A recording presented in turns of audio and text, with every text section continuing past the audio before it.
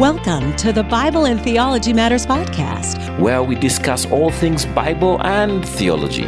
Because it matters. What you really believe determines how you really behave. Now, here is your host, Associate Professor of Bible Exposition at Dallas Theological Seminary and Professor of Bible and Theology for the National Theological College and Graduate School, Dr. Paul Weaver.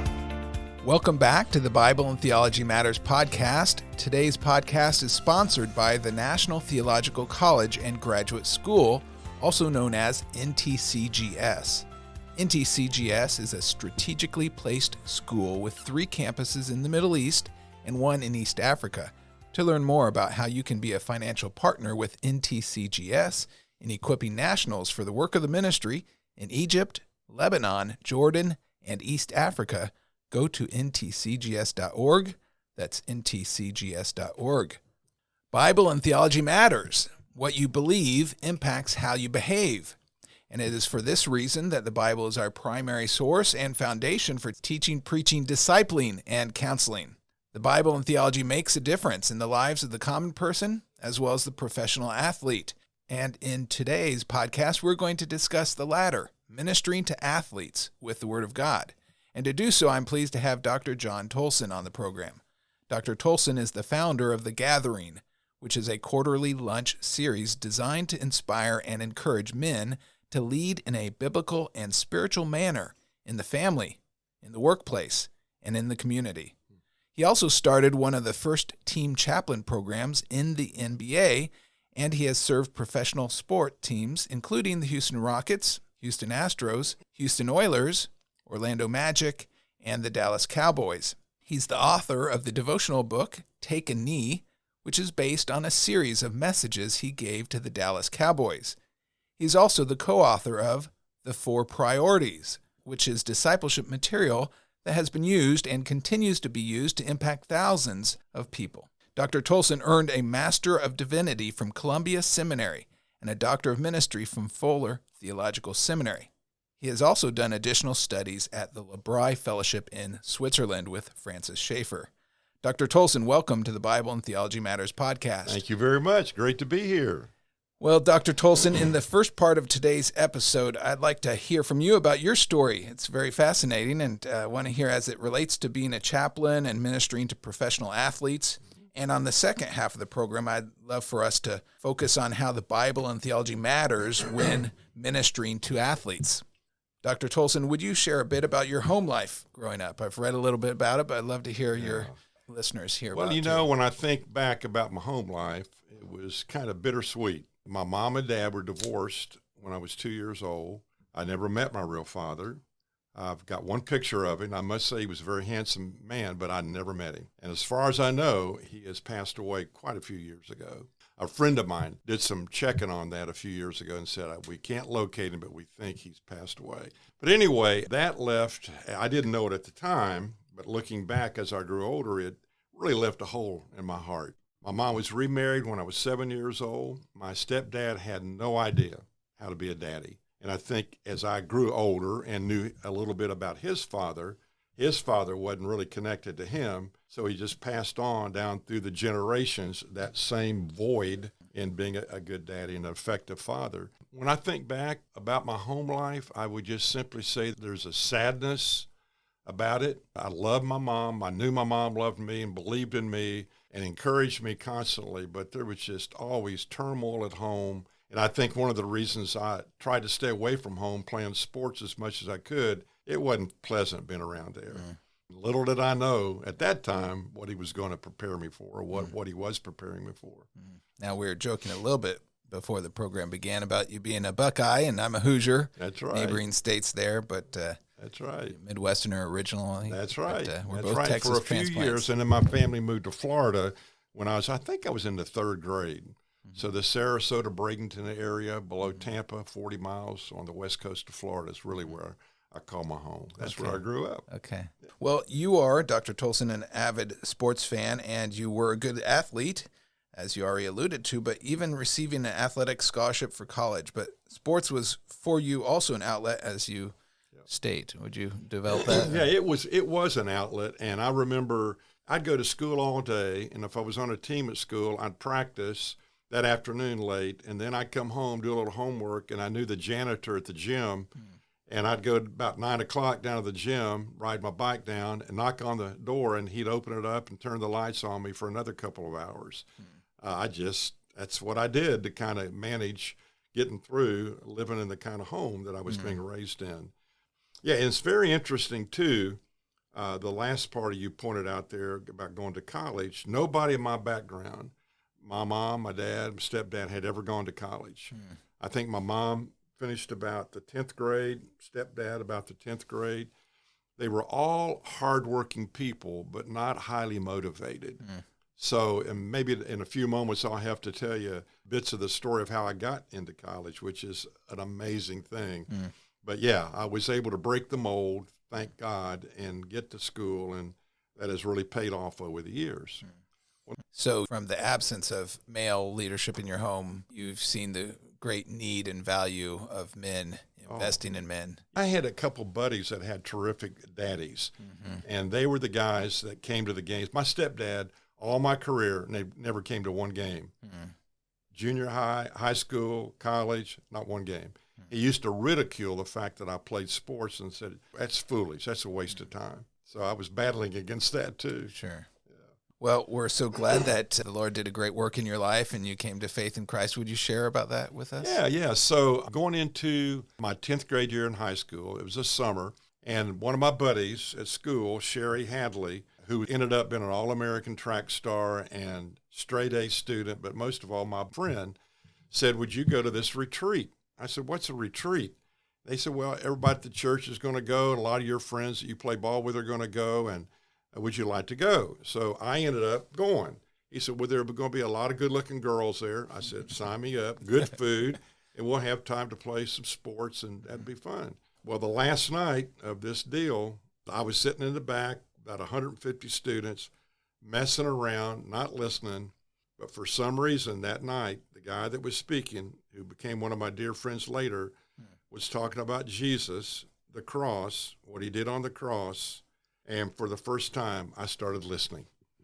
And at the end of that, when he gave the opportunity to ask Christ into our lives, I said, I've never heard anything like that. How could there be any better deal than that? And if that's true, I want that. I want him. And I can just tell you like now, like a lot of us would be able to say who have that experience, I can tell you right now, all these years later, who I was sitting with, what the man said, how I felt, what happened, and how it has changed my life over these years. Amen. Praise real. the Lord. It was real. And how old were you at that time? I was going into 10th grade, so 15, something like that. How was your experience in high school after that? Were you able to be around Christians? I was around my buddy Sherry that I just mentioned, Hadley, the track guy and good friend. But also I got into, through that retreat, a great church that had an unbelievable group of students that came, not all believers, which was fine with me because he was trying to reach them. But the guy leading it, a guy named Joe, he was intricately involved in all of our lives. He came to the games before the game and prayed with the team. Never seen that before. He just a little foreshadowing there of what's to come in your life. Yeah, and I started thinking back after years later and said, that was a pretty neat deal. Maybe we could do that. But anyway, he had a great impact in my life. So it was through that association and that group of students that really made a big impact on my life, more than I even realized at the time. But later on, looking back, big deal. Nice. Well, as you alluded to, you went on to college, first in your family, majoring in physical education, planning to be a coach because you loved sports so much, right? But like many of us, God had other plans. Yeah. I went to Northern Arizona University. And again, I love to tell you how I got that sometime. It's an unbelievable story. And my freshman year, I started on the freshman team. Last 8 games, I was moved up to the varsity. We're playing schools in Arizona, California, and I'd never been anywhere. So this is a big deal, going all the way across the country and getting the opportunity to do this. And my second year, they told me you're going to start. And over that break, they recruited 2 junior college All-American guards. I was a shooter, not a good ball handler. Ball handler won out. I was not used to sitting on a bench, and it was killing me. because so much at that time of my identity was putting the ball through a hoop. And if I had a good game, I was fine. If I didn't, I was down on myself. But I wasn't playing now. I could shoot, probably shoot better than anybody on the team, but I wasn't getting my chance. So anyway, I did some checking around and found there was a little school in Mississippi called William Carey College, and they offered me a scholarship. I ended up my career there. Then when I graduated, they asked me to be on their coaching staff, and I signed an agreement to do that. So that summer, I went home to my home church in Florida that I had grown up in that I mentioned earlier, and they had asked me to run the youth work that summer. Well, it wasn't a big church. It wasn't teensy either. And the town wasn't a gigantic town, but there were a lot of students around, young families around there. Well, through our work that summer, we were having hundreds of students come in from all over the city, doing some major outreaches for kids around the city, kids coming to Christ right and left. About halfway through the summer, I told one of my friends, I said, man, this is what I'm supposed to be doing. Nice. What do you think? What should I do? And somebody said, well, you need to go to seminary. I said, what's that? I didn't know all the lingo and stuff. They said, you need to go to seminary. It didn't sound real exciting to me. But anyway, I went. And then for the next 13, 14 years, I worked with students in 3 different places, Shreveport, Jackson, and Dallas. And then there was a big transition. If you want to talk about that in a minute, it's a huge deal. And it's what I've been doing now for 44 years. Before we get to that, how did you get to connect with Francis Schaefer?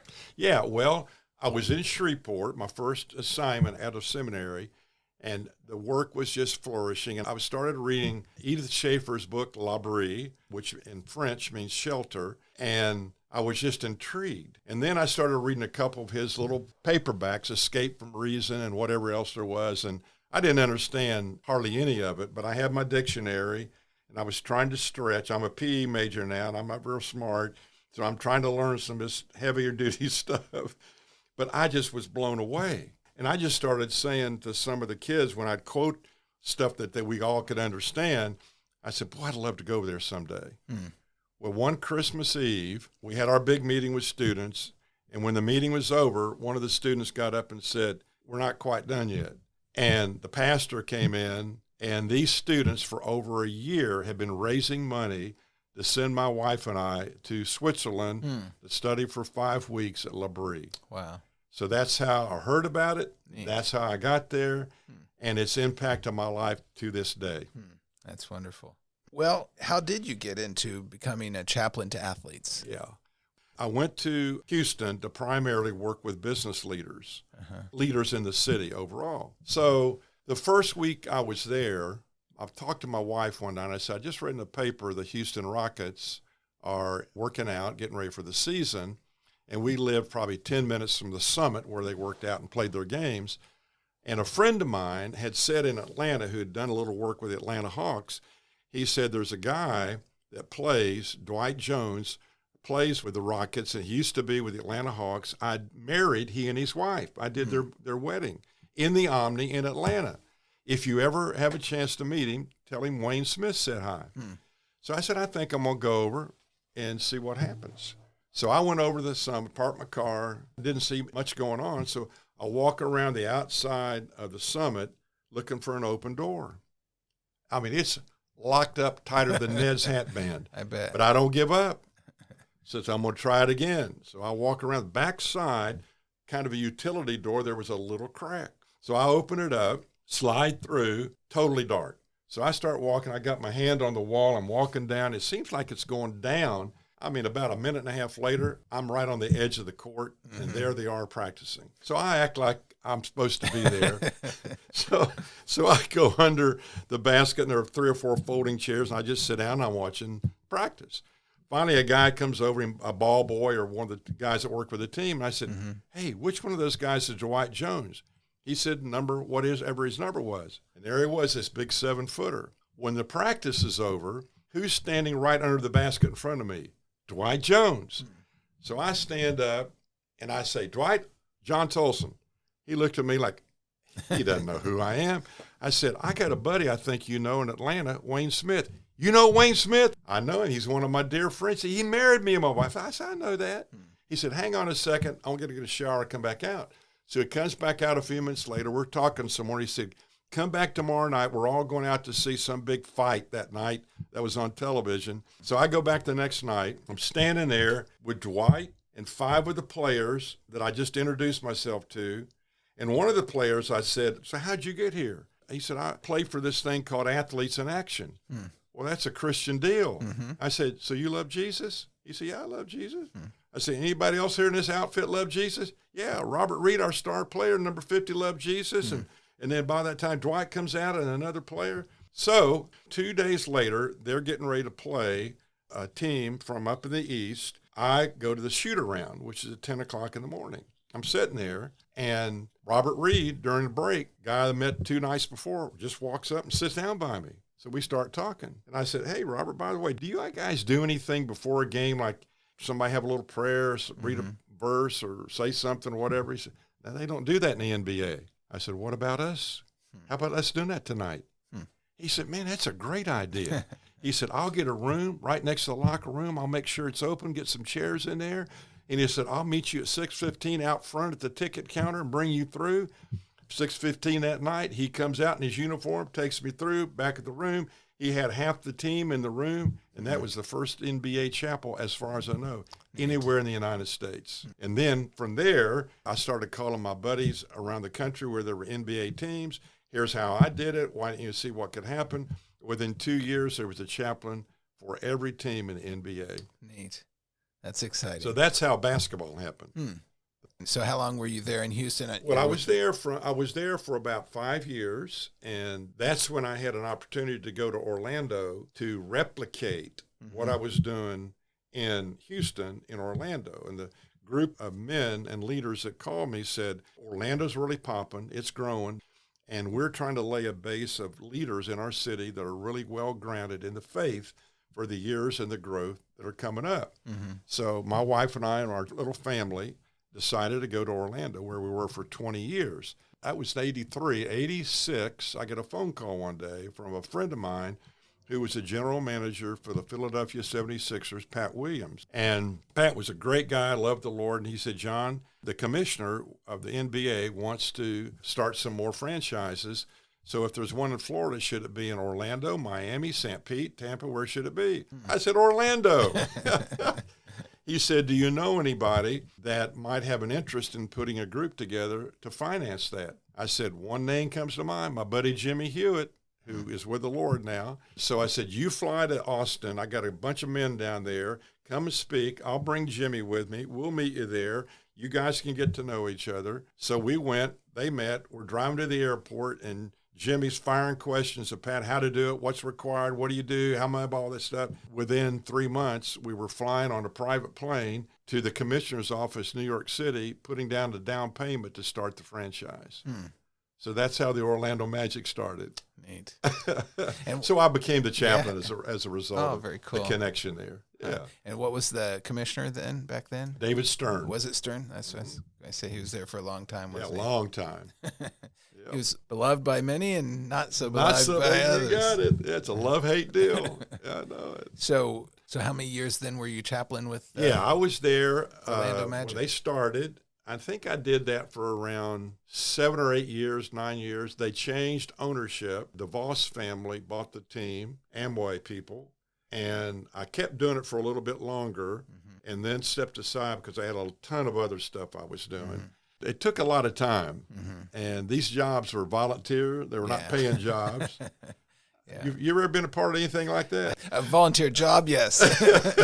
Many, but not in sports. But anyway, so then, without getting into the how of it, I came back to Dallas almost 19 years ago, which is a great story behind that. And one day, a friend of mine called and said, you need to be working with the Cowboys.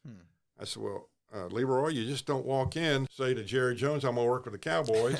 He said, well, I'll get you a meeting with Jerry. So we had lunch for 3 hours. He said, I think we need a change, and who's our chaplain? And I said, no, you don't. The guy you had, I said, he's a winner. But he had been there for years and was phenomenal. I said, don't change. So about, I guess, 8 or 9 months later, I read in the paper one morning that this guy had been at the YMCA swimming and had a heart attack. Without giving you all the detail, about 6 months later, I got a call, and they said, Jerry wants you to be the next chaplain. It's a big deal. What did your ministry as a chaplain to these sports teams entail? Well, primarily 2 or 3 things. Number one, I wanted to build friendships and relationships with the players. Number 2, I would do a chapel talk either the night before the game on the road. I traveled with the team, would do it early morning before a noon game or around noon for an evening game. It varied a little bit, but that was a 30-minute message, very Christ-centered, Bible-centered, and I always tried to scratch where they itched. So that means I had to discern, just like you do when you teach the Bible, you have to not only exegete the passage, but also the congregation. So I had to continually be getting needs, a needs assessment, listening, conversation I have, picking up different things here and there to frame what I put in my little messages. And then I started this thing called Take a Knee in the locker room, where I did like a 2-minute, 8 minutes before the game, punch in the face, inspirational, hopefully deal to get the team fired up when they went out. Again, I always was able to bring the Lord into that, and I had the opportunity there to get the whole team and trainers and coaches, whereas the chapel was basically a volunteer deal. One of the things I learned through a friend who was one of the pioneers in Chaplain, especially with baseball chapel when it started years and years ago, he said, don't ask the players for anything. Never ask a player for a photo, a ticket, nothing, an autograph. And I never did that because everybody else was doing that. And if I was going to be like everybody else, I was going to lose my credibility. And I'm going to make it difficult for them to be real and open with me about what was going on in their lives. So that was one of my policies. I'd never ask for anything. I went to practices at least 2 or 3 times a week, just to hang out on the sidelines to be available, either during the practice, during breaks, or at the end of practice. Somebody might come up, could we visit for a second? And so that availability to just be there and be ready. And they knew that I loved them and cared for them. And then conversations when we traveled on the plane, there would be times night before a game, maybe after a chapel, when one of the guys said, can we talk? Something was going on in their life. So those are some of the essential things. Appeared, available, prepared, let them know I didn't have any ulterior motive. And you had a lot of good conversations with men at points of their crisis, I imagine, as well. Oh, no doubt about that. Yeah, I mean, a lot of them, sometimes there'd be a trade, and they weren't expecting that. So how you dealing with that? Or I remember a couple coming in, player and his wife, they were going through some stuff that was difficult. And then frivolous things. Frivolous things. Here's one for you. Here are these guys getting all this money. They're playing in the new stadium, the new AT&T Stadium. And we're on the sideline, first quarter. And I will not name the player, but the player had, I don't know, $50,000 diamond in his ear. Comes over to me. Doc, they called me Doc. Doc, you got to help me. I said, what's wrong? My diamond fell off. This is during the game. So here I am looking around. We're looking around on the ground during the game for his diamond. So, yeah, that was a real life changer right there. So you attended all the games then, or as many as you could be? No, I went to all of it. I was on my calendar. I did the chapel, and I was on the sideline for the games, walking up and down, encouraging guys. And if it was a night game, well, even if it was a day game, the policy in the NFL is you come back that night. You don't stay overnight after the game. So there'd be times on the West Coast, we've had a night game, we'd be getting here at 5 o'clock in the morning. So it sounds very romantic, but it's...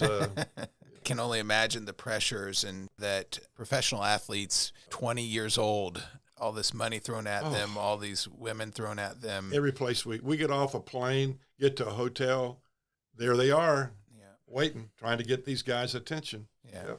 It never stops. It never stops. And if you don't have two things, if you don't have a deep faith or a growing faith anyway, and some buddies, if you're isolated, you're dead. You'll never make it. And so you're able to help those. That's certainly what we tried to do, and we were able to do that. But the ones, it goes kind of back to the want to. If you want to be the person you know you ought to be, that what God wants you to be, and you're willing to put that want to work and do certain things to see that that's going to keep you going on the right path, then you can do it. But if you don't want the want to, if you don't have the want to, no, I don't care how good a speaker or persuasive you are or whatever, it's not going to happen. Well, even as we record this week on Thursday, Tim Tebow will be here to speak in our chapel. Oh, To great. encourage our students and staff and Terrific. faculty. But obviously he's gotten a lot of heat for his faith. Oh, yeah. Because he's so outspoken. Yeah. You also, in Take the Knee, you have a foreword was Tony Romo, and then the challenge at the end of the book by Roger Staubach. Yeah. Do you have relationships with any former athletes? Yeah, still? I've been able to keep up. You know, a lot of, especially the Houston, Orlando stuff, that happened quite a long time ago. One of my dear friends was one of the great players with the Astros, the shortstop, Craig Reynolds. In fact, I spoke for him at a big men's deal last year down in Houston. He works with Second Baptist. Ed Young's a pastor, been there forever, and they have several branches. He's in the Kingwood area and the pastor of that church, but he's a former player in professional baseball, and he and his wife, Josie, are just phenomenal people. Well, when I was growing up, I was reading Sports Spectrum. Yeah. I read Dave Dravecki's books, you know, these professional athletes that were high profile, but also very faithful to Christ. I found probably the sport that had the most believers, at least at that time, that were pretty serious about their faith, was baseball. I did a little deal. They play 162 games a year, I think it is. And when they had a homestand, it might be 4, 5, 6, 7 days in a row they're playing. Well, I did a little deal of 3 o'clock in the afternoon, the Astrodome, where they played then, with about 9 players that wanted more than just a quick little chapel talk. Right. So we dig into Scripture and get after it and get to know each other better and encourage each other. That was really, and Craig was the leader of putting those guys together. How would you distinguish your ministry to the believers on the team versus the unbelievers on each of the teams that you? Yeah. I would say that we saw guys come to Christ that didn't know the Lord, and I would try to, as best I could, befriend the guys that didn't know the Lord and pay just as much attention to them than the guys that did. And I think guys saw that. I mean, I was spending time with guys that were crazy men. Press would look at them, man, he is a Lulu. Those are the guys I was going after. And that's what I've tried to do my whole life, whether you're an athlete, a business person, or just a regular person. I love to go after people that don't know the Lord, build those friendships and let the Lord do his work. And what were the years again you're with the Dallas Cowboys? Yeah, I was with the Cowboys 2009, 8 or 9, and I did it for about 5 years. And then I had to make a choice. We finished the season, and every year my wife and I would pray, should I do it another year? And at this point, I'd done a lot of teams, so it wasn't like a novel thing anymore. Right. But I started to evaluate the real focus at that point and what we were trying to accomplish, and we both agreed I needed to really narrow my focus and my time on some things we were doing that we felt would make an impact on people all over the United States and beyond.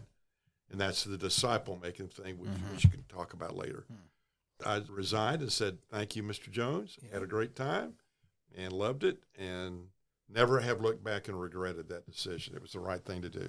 Do you think Jones wanted you in this position because these young men needed some direction and help keep them on the field rather than off-field issues? Or did he really want you to invest in spiritual lives? And I would say it would be more the first. But also I would think that like any, or most, I would say, owners or managers, they know that there are a group of players that want it.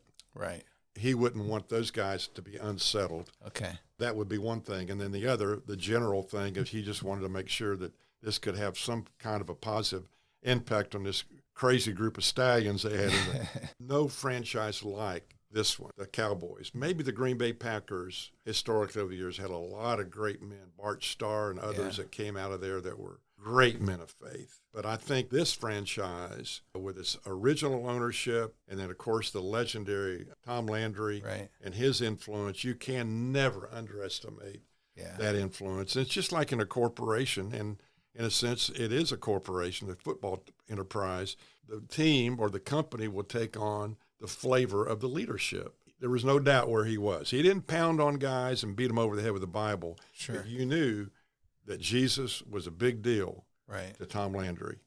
I only met him once years ago, and I got to introduce him at a deal that we were putting on with some of my buddies, and he was speaking, and I had a time to visit with him, and then I introduced him. But he was a mountain of a man, a great man. My only real interaction was with, the Tom Landry Fitness Center over here. Yeah. Some of his students would always get to play over there. And And I guarded Quincy Carter on the basketball court, and Flozell Adams. He's a big man. I mean, he played with the Cowboys when I was, and he was one of my real good guys. Oh, nice. Yeah. So I had to guard him, huge. You don't want to run into that and not know you'll know it when you run into him, maybe if you wake up. And he would just sit under the, in the 3-second zone. I wouldn't count 3 on him, though. No one would. No, you're not going to mess with him. This podcast is entitled Bible and Theology Matters. Yeah. Why does the Bible and theology matter to professional athletes and to Chaplin's ministry and to professional athletes? Well, that's a good question, and I think this would apply to a lot of different areas of endeavor in our society. I would say with athletes and professional athletes, college athletes, whatever, theology, that means what you think about God. Mm-hmm. Well, you want your thinking about God to be the right kind of thinking, guided by His Word. Mm-hmm. I look at the Scripture as, for these athletes, as God's game plan for how to live life. How to play the game, how to be a husband, a wife, because there are a lot of females that are involved, not in the game, but they're around this in the organization. And I did speak to the organization. I remember being called by Jerry Jones's assistant at the time when the tornado or the wind blew through over there at Valley View Ranch and blew down their practice facility, and one guy left paralyzed for the rest of his life. So they called me and asked me to come in the next day to speak to all the staff. I mean, it was devastating. So there were a lot of different roles you play in that, but I had an answer. I had some hope for them. Right. I said, I'm sorry this happened, but there's some hope. Let me tell you where the hope is. So I never shied away from that. I hope I never will. That's great. Yeah. Well, as we wrap up today's discussion, what is some advice you might give to those who are interested in becoming a chaplain in general and chaplain to athletes who are in the realm of sports? From time to time, I'll get calls from people, and they'll say, well, how do I become a chaplain? And I'll say, well, number one, I'm going to be totally honest with you. It's tough. Yeah. Because everybody who loves sports and loves the Lord somehow gets their heart and their eye looking at the professional or college athlete. And a lot of times I say, other than being difficult, pray about it. And if the Lord wants you to do it, just keep your eyes open for, you might want to start with a high school team. You might want to start with a junior college team, or maybe a small college if you're in a town where one of those exists. Get started somewhere. At least knock on the door. And if the motives are correct, a junior college is fine, right? Oh, my goodness. Your motives they're still people. They're athletes. That's right. Plus, you can make a difference before some of those athletes go on to play professionally, perhaps. The other thing I would say is, the second part of your question was, so what in particular does a chaplain need to remember or think about it? And some of the things I've already mentioned, but one would be you need to remember that you're dealing with a very unique group of people. They're still just people, sinful, broken people like all of us, but there are some unique things about them. I think also you need to continually be doing a scouting report on the pressures they're under, the pitfalls, and the things pulling at them all the time, their unique needs in light of the pressures that are on them, and being in the limelight or going through struggles. A lot of players, and a lot of those guys don't get to play. In fact, I remember standing on the sideline after one of the seasons. There was one game left with Philadelphia up there, and I was standing next to Jerry Jones. He said, John, 3/4 of these players out on the practice field now won't be here next year. I don't know anybody on the team now. Progressively, year after year, there were fewer guys that I knew, and finally they were all gone, the turnover. I would say also, you got to be available. It's not about you prancing around, look who I get to work with. Right. You got to be willing to be humble and not always talk about it to everybody, and guard your walk personally with the Lord, and make sure you're tight with Him. Just say, Lord, if you got me doing this for this bit of time, help me to do a good job and stay close to you and give you the honor. That's great advice. Well, our time is up for today's program, but I do hope that you will join Dr. Tolson and me again next week as we continue our conversation. In next week's podcast, we will discuss Dr. Tolson's book, The 4 Priorities a book that's being used for God's glory to impact thousands and thousands of Christians. You won't want to miss it. Until next time, never forget, Bible and theology matters, because what you believe determines how you behave. Bible and Theology Matters podcast is a listener-supported podcast devoted to helping Christians grow in their knowledge of the Word of God and in their relationship to the God of the Word. To learn how you can partner with the Bible and Theology Matters podcast, Visit us at BibleandTheologyMatters.com. That's Bible, A-N-D, TheologyMatters.com.